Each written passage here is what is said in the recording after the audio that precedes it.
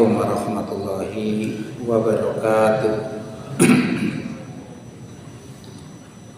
Alhamdulillahilladzi arsala rasulahu bil huda wa dinil haqq liyudhhirahu 'ala dini kullih walau karihal musyrikun.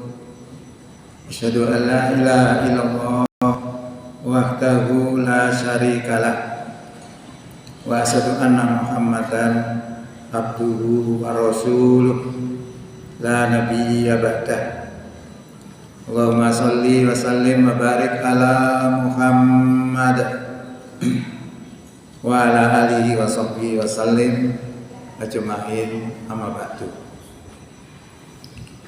Hadirin Bapak Ibu jamaah Masjid Al-Hidayah rahimakumullah. Syukur alhamdulillah di malam hari ini kita bisa hadir untuk sholat maghrib berjamaah yang dilanjutkan dengan kajian Al-Islam dalam rangka menambah wawasan keislaman kita sekaligus menambah mantapnya keimanan kita. Mudah-mudahan kehadiran kita di malam ini diterima sebagai amal soleh di sisi Allah Subhanahu wa Ta'ala. Bapak Ibu yang kami hormati, tanpa terasa kita sudah berada di bulan Muharram. Bentar lagi sudah Safar, atau mungkin sudah Safar sekarang, saya belum lihat nih. Artinya apa? Di antara 4 bulan, 12 bulan yang diciptakan oleh Allah dalam setahun itu ada 4 bulan yang haram, yaitu Sya'ban, Dzulqa'dah, Dzulhijjah, dan Muharram. Sya'ban, Dzulqa'dah, Dzulhijjah besarnya nih. Terus Muharram. Muharram ini mengarani bulan Suro. Nah, bulan Suro niku nek wong Jawa ngarani bulan sial. Makanya tidak ada orang mantu, khawatir ada apa-apa. Yang berani nikahkan anaknya bulan Muharram itu adalah Pak Imam. Pak Imam Gang 11 sudah meninggal orangnya. Jenengan gitu. Ternyata sih bobol tambah wakeh. Soalnya tidak ada orang punya gawe. Dia sendiri yang punya. Itu pandangan orang Jawa. Sehingga pada bulan-bulan Suro itu banyak mungkal gaman dan lain sebagainya. Tapi kalau dalam pandangan Islam beda. Justru seluruh nabi semua itu menangnya itu di bulan Suro. Tanggal 10. Termasuk salah satu contoh misalnya Nabi Nuh. Nabi Nuh itu umatnya diberi banjir yang begitu banyak sampai berbulan-bulan tidak sat banyunya itu. Akhirnya pada suatu saat air itu surut dan mendarat di Gunung Aroro. Itu kapalnya Nabi Nuh beserta orang-orang yang beriman di dalamnya. Dan pada hari itu pas tanggal 10 Muharram. Terus sisa-sisa makanannya itu dibubur, menjadilah bubur Suro. Itu ceritanya gitu. Jadi kalau dalam pandangan Islam itu bagus. Cuma dalam pandangan orang Syiah, kalau bulan Suro itu bulan yang menyakitkan. Karena terbunuhnya Hasan Husain itu di bulan Suro. Yang membunuh orang Sunni. Makanya Syiah itu benci pada orang Sunni itu begitu. Karena yang membunuh Hasan Husain cucunya Nabi itu adalah orang-orang Sunni. Kalau di sana itu yang diperingati dengan peristiwa Karbala. Karbala itu memperingati matinya Hasan Husain. Dia meraung-raung menyiksa dirinya, dipukul-pukul kepalanya, badannya dilukai berdarah dalam rangka mengenang kematian Hasan Husain. Itu dalam pandangan orang Syiah. Tapi dalam pandangan Islam, bulan Suro adalah bulan yang istimewa. Jadi karena dikaramkan di dalamnya juga tidak boleh mendolimi dirinya. tidak boleh mengadakan peperangan kecuali diperangi. Ya, kecuali diperangi boleh membahas. Nah, perang-perang ini sebenarnya bentuknya macam-macam. Ada yang perang itu dalam bentuk fisik, bunuh, tembak, bom dan sebagainya. Itu boleh membalas. Tapi kalau nggak ada masalah nggak boleh. Nah, memerangi umat Islam itu bentuknya juga seperti itu. Juga ada yang bentuk memfitnah, macam-macam. Contoh memfitnah begini. Ini dalam rangka memerangi tapi non fisik, tapi sangat tajam. Jadi makanya pada hari ini akan kami sampaikan materi terkait menjawab persoalan yang timbul di masyarakat. Artinya apa? Kita perangi. Jadi lebih bersifat memberikan penjelasan terkait dengan situasi yang ada. Karena sekarang ini ada ucapan begini,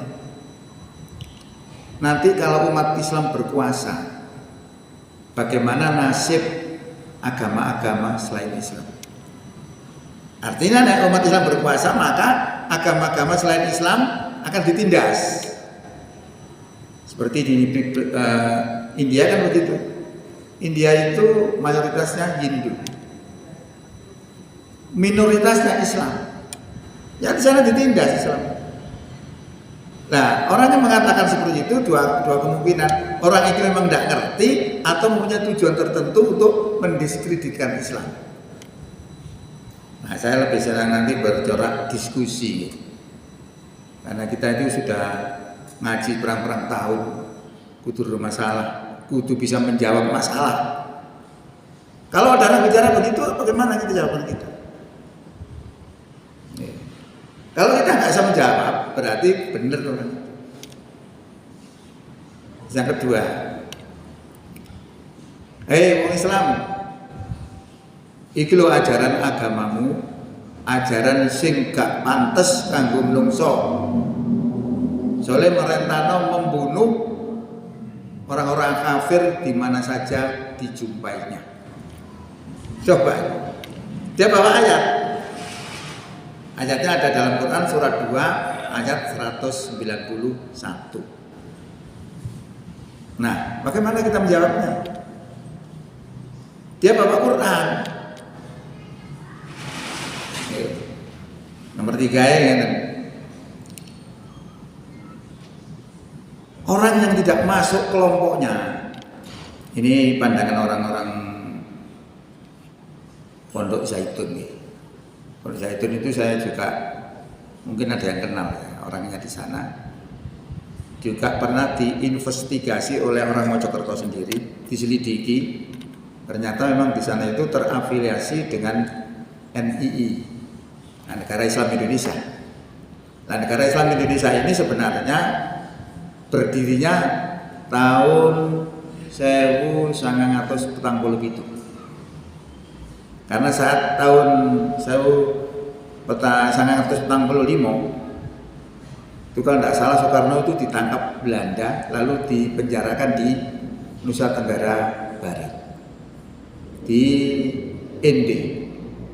Nah, yang ceritanya kebetulan guru saya orang sana. Nah, saat itu Indonesia vakum. Nah, Indonesia itu belum pernah sebesar ini. Karena Indonesia tidak pernah menjadi negara. Dulu Indonesia itu hanya kerajaan-kerajaan. Maka ketika menyatakan kemerdekaan bukan sebesar sekarang. Ada beberapa daerah saja. Nah, orang NII itu mengklaim dirinya itu juga punya wilayah sendiri di Pasundan. Maka dia memproklamirkan dirinya 1947. Dan itu sudah ada di PBB. Maka kalau begitu dia memberontak tidak mau dia. Ya. Nah, Pondok Al-Zaitun itu terafiliasi itu. Nah, dia beranggapan siapa yang tidak masuk kelompoknya dianggap kafir. Nah, kalau sudah kafir, maka hartanya halal untuk diambil. bisa dirampok, bisa ditipu, bisa macam-macam, karena harta pada orang kafir itu dianggap halal. Nggak main-main dia juga membawa ayat. Ayatnya ada di dalam surat Hasr ayat 6. Surat Hasr itu surat 59 ayatnya 6. Sing intinya bahwa harta orang-orang kafir itu bisa diambil intinya tanpa peperangan. Maka harta yang diperoleh dari orang kafir tanpa peperangan itu namanya harta faid. Harta faid. Kalau harta itu diperoleh dari peperangan, namanya harta ghanimah. Nah, harta ghanimah ini sudah ada pembagiannya. Tentaranya berapa, Allah dan Rasulnya berapa, itu sudah ada semua diatur. Nah, itu yang dipakai orang yang menganggap orang kafir itu hartanya halal. Bawa Quran gitu. Kalau kita nggak bisa mengalahkan pahamnya, lolak kita. Termasuk kasus-kasus kekerasan agama dalam bentuk kekerasan yang orang menganggap sebagai radikal. Ya, itu sebenarnya sama. Paham itu.